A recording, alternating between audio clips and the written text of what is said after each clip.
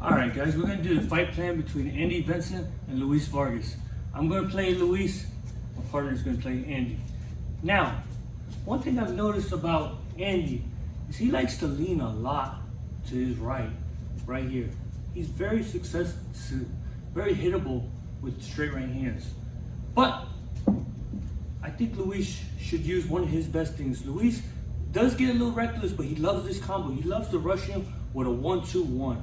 And the reason I think this will play in his favor is because when Andy does that, I think he should jab to Andy's shoulder. Take that left hand away, then slip in that right hand to the head, and then immediately use that jab to step to the side. And then when he turns, you can once again catch him with more punches. Luis loves that combo, but I think if he can control and not just do it going forward, but change angles, I think he'll play in his favor because he'll be here. Boom. He'll be sliding out every time, getting out of the way, and he stops this. He hits him here because Andy likes to sometimes counter with the left hook. But by him jabbing, he's going to stop that arm from being moved, counter with that right hand, and then sliding out. In case of Andy, even though he leans, he likes throwing that right hand up from that angle right there. So that's why I'm saying use that jab to push you to the left. So if he does do that, guess what? You're gone and out of range. Now, Andy, I was saying earlier, likes to counter. If you throw that right hand, he loves throwing that counter left hook and then to the head, and he'll slide out right after that. Or he'll like to mix it up and throw that right hand, left hook to the body and then slide out the same way. He rolls with it. I think Luis should use one of his sneaky punches. And that's where he jumps in with the right hand and slides out to the left. So I think Luis should be here, sneak in, boom, right hand. He likes to slide out like that. I think he should do that a lot in this fight.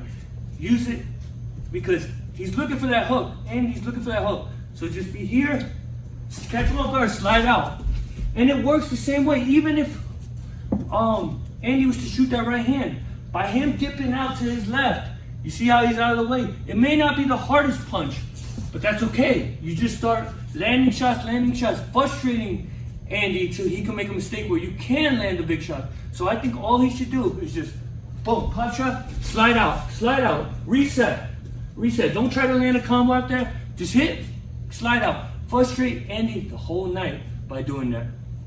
So another thing I've noticed is Andy, sometimes he can't see overhand rights. Whether he's leaning or has his guard up, working his jab, he doesn't see overhand rights well. I've seen him caught numerous times with overhand right.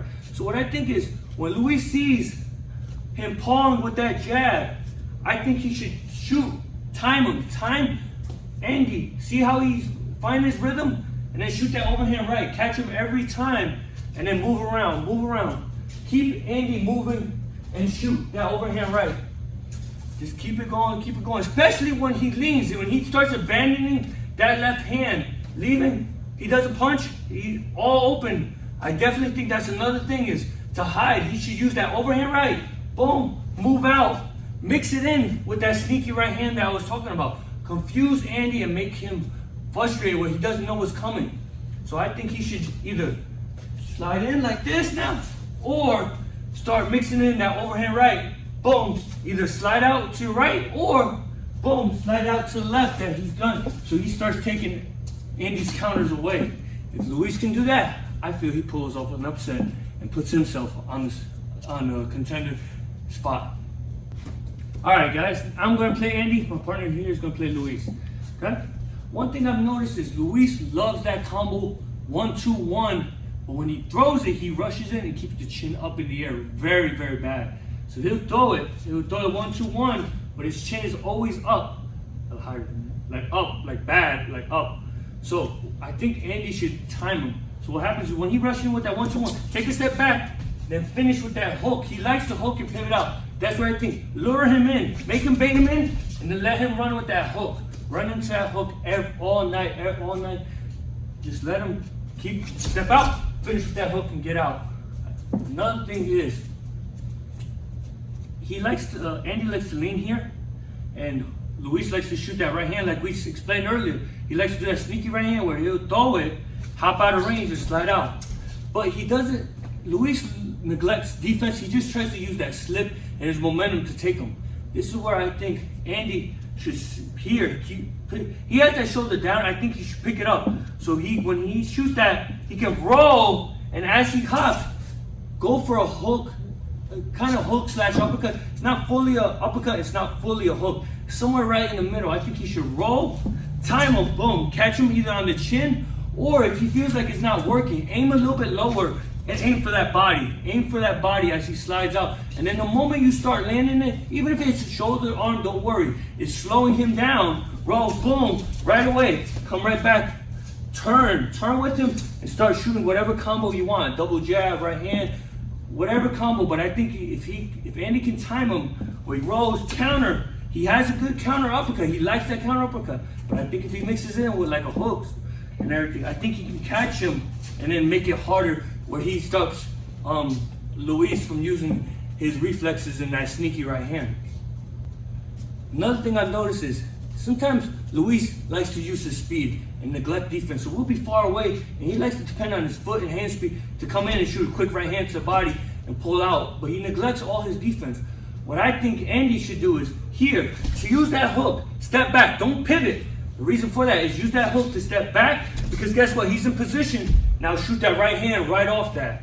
So anytime he does it, remember, Luis' chin is always up in the air. That's another reason why I think he should not try to pivot out. Go straight back, time him, and then finish him with that right hand.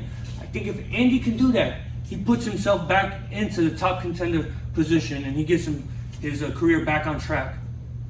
All right, guys, we're doing a fight breakdown between Jose Zepeda against Kendo Castaneda. I'm going to play Kendo. My partner's going to play Jose.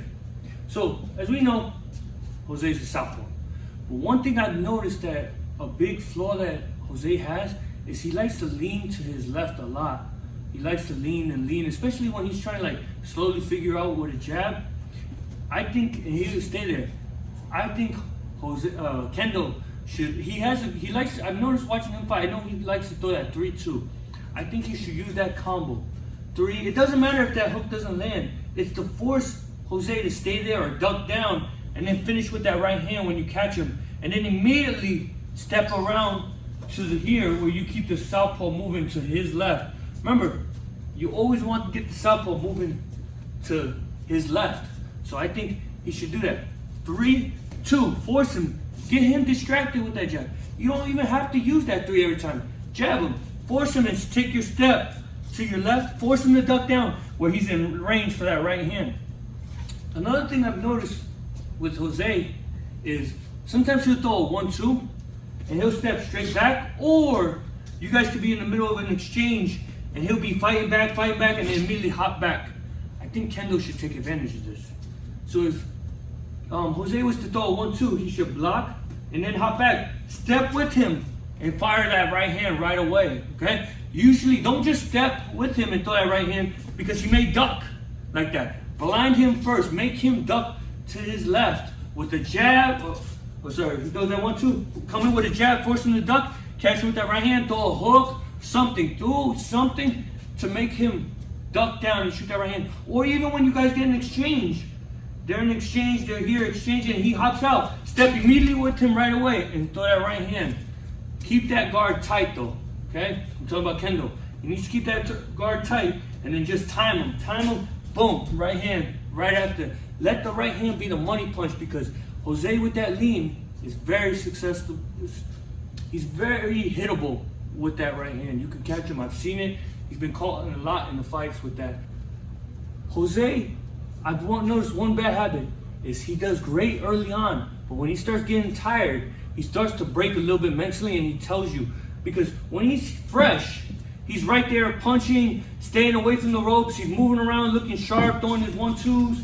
But I noticed is when he starts getting tired, he starts breaking a little bit and he'll start pushing himself to the ropes. He'll start walking backwards, he'll be there just trying to catch a quick breath, and then his hands go up tight and he lets you just work in there.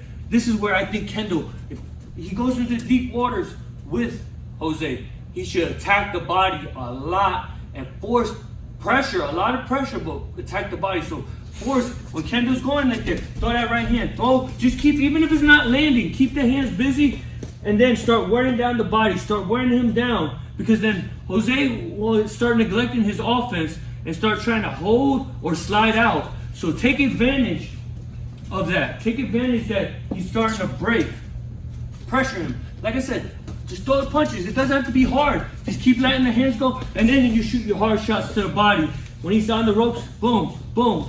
And even if you're not punching, even if you see him walking backwards, he starts walking, start stepping up. Force him to go back at a faster pace. Force Jose to be uncomfortable the whole time that that's going on. If Kendo can do that, I think he pulls off an upset and he stops Jose's training from getting another rematch and a title shot against Jose Ramirez. Alright guys, now I'm going to be doing Jose. My partner is going to be doing Kendo. So we know Jose's a southpaw. One thing I've noticed about Kendo is sometimes if you're out of range, he'll reach and throw that right hand. And Jose, we know in the Pedraza fight, we saw it very well, is when you reach with the jab or right hand, he has a good pull back and he'll follow you with that straight left. I think he should do that all night. When Kendo reaches for that, pull straight back, follow him with that left hand. And then once he gets comfortable and he's landing that frequently, pull back. I think he should start shooting combos. I prefer the left hand, right hook, left hand, because it's going to force Kendo to step back, and guess what? You're there following him each and every time. Okay?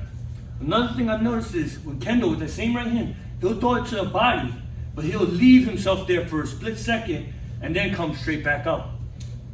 Jose has a good uppercut, and I think he should do the same thing. Step back, lift him up with that uppercut, because the another good thing Jose does is when he uses that left uppercut, he likes to take his momentum and hop around like that, and guess what? It's got you turning. I think Jose should take advantage of that. When he does that, boom, hit him with the uppercut, hop around, and then shoot that left hand as he's turning. So once he hits that uppercut, we're here, pull back, uppercut, he hops around. He should be right there in range to shoot that left hand, or if he doesn't feel comfortable, start throwing that left hook right off that, and I think that will play in Jose's favor a lot in that fight.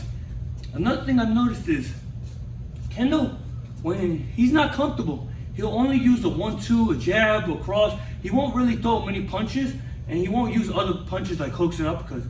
But when he's comfortable, he lets his hands go. So that's what I think Jose should do. He should stay constantly moving, keeping Kendo off guard, and anytime when he does that, those simple mistakes that I was just explaining with the right hand, coming back with the uppercut, hop around, or even if it's going straight to the head, the pull back, the 2, hook, left hand, keep him uncomfortable. Even when Jose's using that left hand, make him not, the jab. Even when he's jabbing, take that away. Slap down and shoot that left hand. Or tap down, come around with a hook. Make it uncomfortable where Kendo will keep that high guard where he doesn't want to punch no more. He'll just keep that high guard. Yep. And then guess what? Jose can start letting his hands go, and then he can take home the win. And guess what? Eventually set up a rematch and another title shot against Jose Ramirez, since that's the fight he's gunning for so much. So this is the things that I think that both guys should do. I hope you guys enjoyed. Check out more of my fight plans on the playlist here. And I hope you guys enjoyed it. This is El Casticador. It's my partner Dustin. We'll see you next time. See you.